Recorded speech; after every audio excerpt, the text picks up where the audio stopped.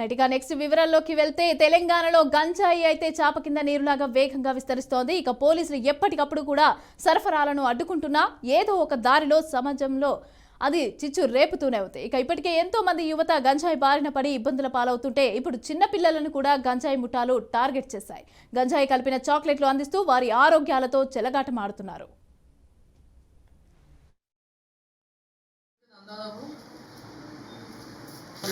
చేసుకున్న 40 అంటే 4 కలిసి కేజీ అంటే 10 కేజీలు.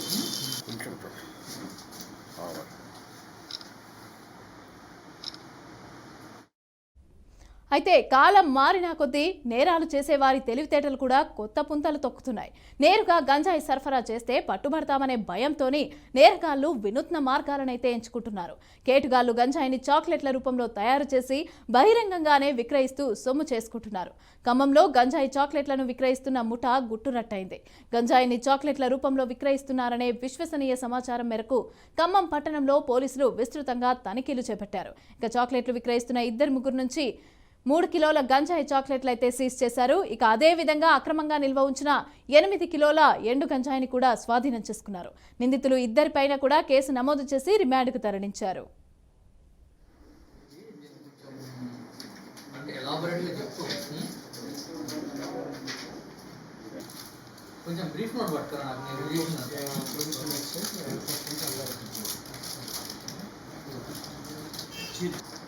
ఎంతవరకు అందాదాపు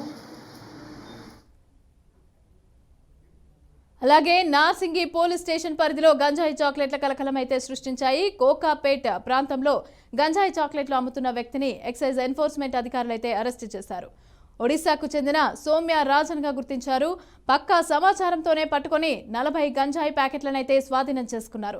అయితే ఇంజనీరింగ్ విద్యార్థులు, సాఫ్ట్వేర్ ఉద్యోగులతో పాటుగా లేబర్స్కి ఈ చాక్లెట్లు విక్రయించినట్లు ఎక్సైజ్ ఎన్ఫోర్స్మెంట్ అధికారులు అయితే వెల్లడించారు. ఒడిశాలో తక్కువ ధరకే గంజాయి చాక్లెట్లు తెచ్చి హైదరాబాద్లో ఎక్కువ ధరకు అమ్ముతున్నట్లుగా తెలిపారు. ఇక విద్యార్థులకు గంజాయి చాక్లెట్లను కేటుగాళ్లు అలవాటు చేస్తున్నారు. గంజాయి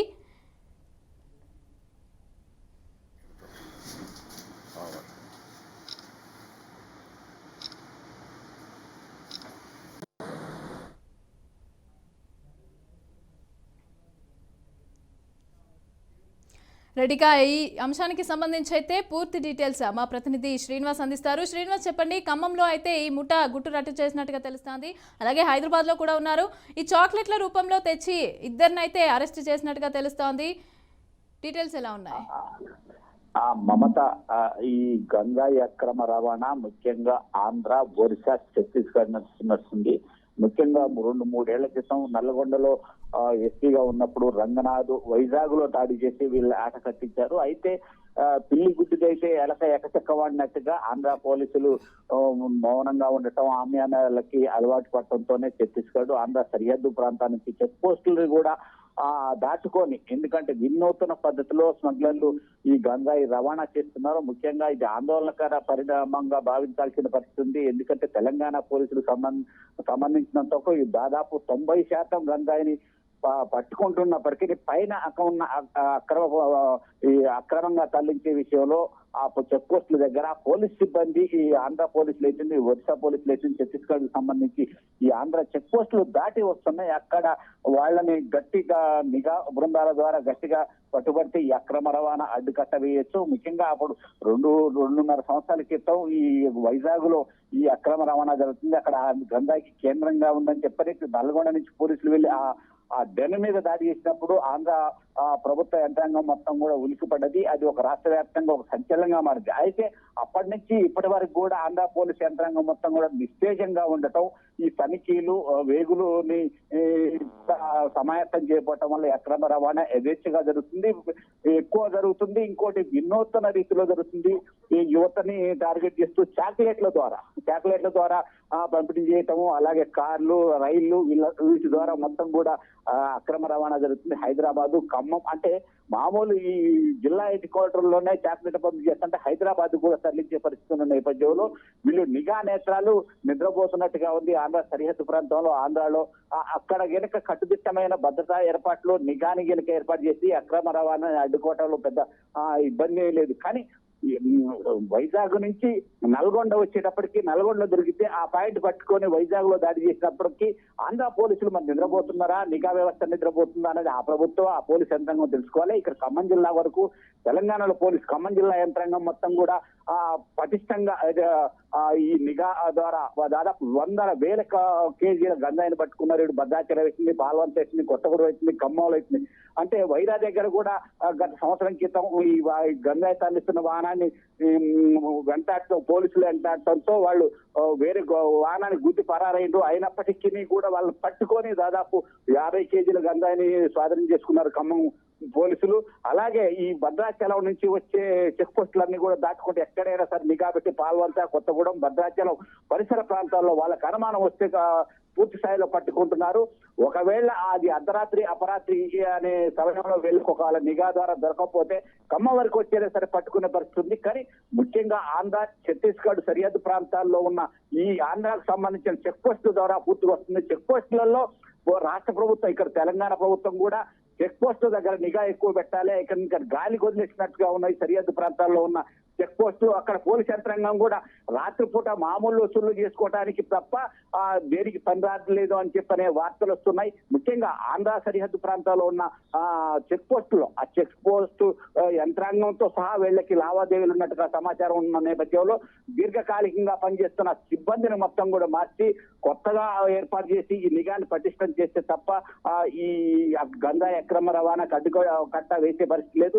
ముఖ్యంగా ఖమ్మం జిల్లాకు సంబంధించిన ఎస్పీ కొత్తగా వచ్చారు. ఆయన ముక్కుసూటి వచ్చి నిజాయితీ పరుడుగా ఉన్నాడు. అలాగే భద్రాద్రి కొత్తగూడెం జిల్లా కూడా కొత్తగా రీసెంట్ గా వచ్చిన ఎస్పీ రోహిత్ రాజు కూడా ముక్కుసూటిగా వ్యవహరిస్తాడు, చాకచక్యంగా వ్యవహరిస్తాడు. ఈ నేపథ్యంలో తక్కువ అక్రమ రవాణాకి ఆస్కారం ఏర్పడింది. అయితే ఇటు సత్తుపల్లి పైనుంచి అశ్వరాపేట నుంచి వచ్చే చెక్ పోస్టుల దగ్గర, ఆంధ్ర సరిహద్దులో ఉండే చెక్ పోస్టుల దగ్గర నిఘా లేకపోవడం వల్లనే ఈ అక్రమ రవాణా వస్తుందనే ఆరోపణలు స్పష్టంగా కనిపిస్తున్నాయి. గత 2 సంవత్సరాల కాలంగా ఆంధ్ర ప్రభుత్వానికి ఇంటిచ్చినప్పటికీ వైజాగ్ లో తెలంగాణ పోలీసులకు అక్కడ దాడి చేసినప్పటికీ రాజకీయ కోణంలో ఆరోపణలు చేసుకోవడం తప్ప వాటిని నిఘా పెట్టి అక్రమ రవాణాన్ని ఆపుచేద్దామనే ఆలోచన దృక్పథం అక్కడ పోలీస్ యంత్రాంగాన్ని, ప్రభుత్వ యంత్రాంగానికి లేకపోవడంతో ఇటు హైదరాబాదు, నిజామాబాదు, వరంగల్, ఖమ్మం ఈ పరిసర ప్రాంతాలకు గంజాయి అక్రమ రవాణా భారీ ఎత్తున జరుగుతుంది. అది వినూత్న రీతిలో జరుగుతుంది. అంటే ఇంతకుముందు ఒక వ్యాన్ లో లేకపోతే కార్లలో వేసుకొని వచ్చేది చిన్న ఇప్పుడు మనం చూస్తున్న పిల్లలకు కూడా 15-16 సంవత్సరాల పిల్లలకు అది అందేలా చాక్లెట్ల రూపాయన తీసుకొని రావటం అనేది ఇది ఆందోళనకరమైన పరిస్థితి. ఇప్పటికే స్టేట్ కు సంబంధించి పోలీస్ యంత్రాంగం గంజాయి అక్రమ రవాణా, ఈ డ్రగ్స్ దాని మీద రాష్ట్ర ప్రభుత్వం సీరియస్ గా ఉన్నది, అలాగే పోలీస్ యంత్రాంగం సీరియస్ గా ఉన్న నేపథ్యంలో ఇది ఒకసారి సమీక్ష చేసుకొని ఇక్కడ ఎక్కడి నుంచి ఈ మన రాష్ట్రంలోకి వస్తుంది, అక్కడ నిఘా వ్యవస్థలు ఎలా ఉన్నాయి, చెక్ పోస్టుల దగ్గర సిబ్బంది వ్యవహరిస్తున్న తీరు, ఆ పోలీస్ యంత్రాంగం వ్యవహరిస్తున్న తీరు మీద సమీక్ష చేస్తే తప్ప ఈ అక్రమ రవాణాకి అడ్డుకట్టే వేసే పరిస్థితి లేదు. ముఖ్యంగా దీంట్లో ముందుగా మేలుకోవాల్సింది ఆంధ్ర ప్రభుత్వం, ఆంధ్ర పోలీస్ యంత్రాంగం మమత.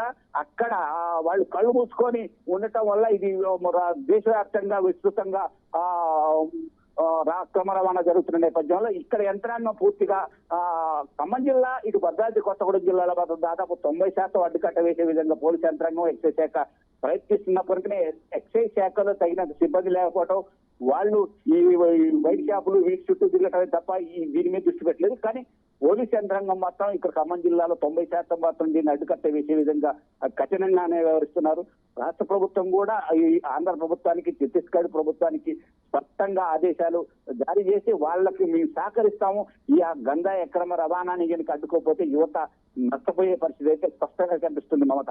Right, thank you Srinivasarao. అలాగే ఇక తెలంగాణలో కూడా జోరుగా గంజాయి చాక్లెట్ల ముఠా అయితే గుట్టురట్టు చేశారు పోలీసులు. అలాగే ఖమ్మంలో, అలాగే ఇప్పుడు హైదరాబాద్లో పరిస్థితి ఎలా ఉంది అని చెప్పి మాట్లాడడానికి మా ప్రతినిధి లిఖిత లైన్లో ఉన్నారు. లిఖిత, చెప్పండి, ఇప్పుడు హైదరాబాద్లో కూడా గంజాయి చాక్లెట్లు అలాగే అవన్నీ కూడా అమ్ముతున్నారు, వాళ్ళను కూడా పోలీసులు పట్టుకుంటున్నారు. అలాగే 3 కిలోల గంజాయి చాక్లెట్లను అయితే స్వాధీనం చేసుకున్నారు, అలాగే 8 కిలోల గంజాయిని అయితే స్వాధీనం చేసుకున్నారు. అయితే ఏ విధంగా చూడాలి, ఈ రకంగా యథేచ్ఛగా అయితే ఈ గంజాయి ముఠా అయితే ఈ రకంగా సప్లై చేయడం ఏ విధంగా చూడాలి, అసలు పోలీసులు ఏం చేస్తున్నారు మరి?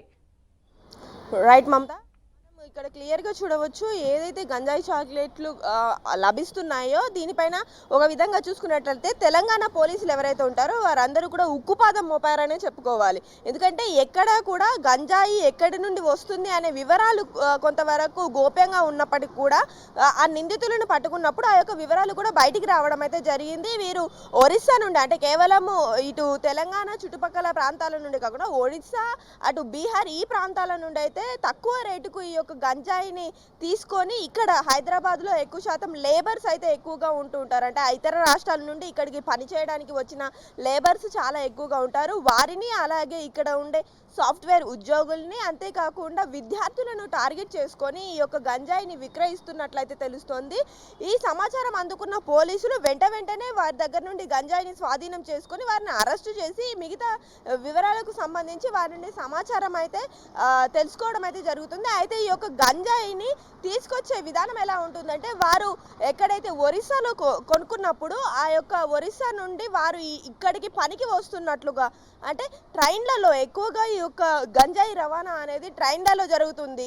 ఎందుకనగా ఎక్కువ శాతం రైల్వే స్టేషన్లో ఈ యొక్క ఏవైతే మూటలు ఉంటాయో అంటే మనకు సంబంధించిన లగేజెస్ ఉంటాయో వాటిని చెకింగ్ విషయంలో చాలా వరకు చెక్ చేయకపోవడం వల్లనే ఈ యొక్క తప్పులు జరుగుతున్నాయి. ఈ హైదరాబాద్ నగరంలోకి ఎక్కువగా గంజాయి వస్తుందనే విషయం మనకు క్షుణ్ణంగానైతే అర్థమవుతుంది.